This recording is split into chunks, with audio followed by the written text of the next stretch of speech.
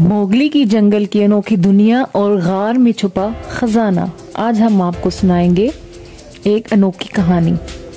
एक दिन मोगली अपने दोस्तों बल्लू और बगीरा के साथ जंगल में खेल रहा था। खेलते खेलते इसे पुरानी पुरस्रार गार नजर आई। गार के बाहर मोटी बेलें लिपटी हुई थी और इसके इर्द गिर्द घनी झाड़ियां थी। मोगली को गार देखकर बहुत तजस्सुस हुआ। मोगली, अरे बल्लू, इस गार के अंदर क्या होगा? कभी अंदर जाकर देखा है? बल्लू हंसते हुए अरे भाई, मैं तो इतना मोटा हूँ कि अंदर घुस ही नहीं सकता, लेकिन मैंने सुना है कि इसके अंदर एक बड़ा खजाना छुपा हुआ है। बगीरा, मगर मोगली, अंदर जाना तो बनता है। बगीरा ने कहा, मोगली, अंदर जाना खतरे से खाली नहीं है। मोगली ने थोड़ी देर सोचा और गार में जाने का फैसला किया।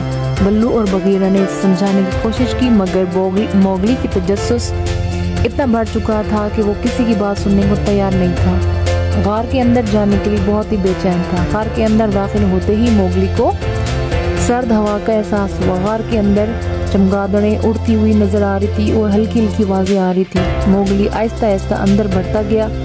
तभी इसे एक चमकती हुई चीज दिखाई दी। करीब जाकर मोगली ने देखा कि ये तो सोने का कीमती पत्थर है। मोगली हैरानी से, ये तो वाकई खजाना है, मैंने तो सिर्फ कहानियों में ही इसके बारे में सुना था। तब ही गार के अंदर एक कोने से एक बड़ा सा अजदहा लहराता हुआ नजर आया। मोगली की तरफ आया।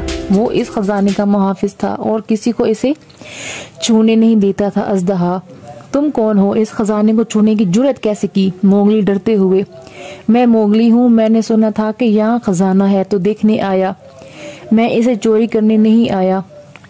अजदहा ने मोगली की बात सुनी और इसकी सच्चाई को पहचान लिया। इसने मोगली को खजाना ले जाने की इजाजत दे दी, मगर एक शर्त पर। अजदहा, तुम ये खजाना ले जा सकते हो, लेकिन इसे दूसरों की भलाई के लिए इस्तेमाल करोगे, लालच में आकर इसे जाया नहीं करोगे। मोगली सर हिलाते हुए, मैं वादा करता हूँ कि मैं इसे सिर्फ जरूरतमंदों की मदद के लिए इस्तेमाल करूंगा।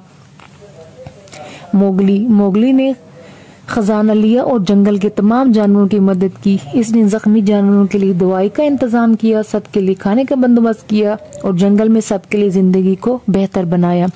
इस तरह मोगली ने अपनी बहादुरी, ईमानदारी और अक्लमंदी से जंगल के सब जानवरों का दिल जीत लिया।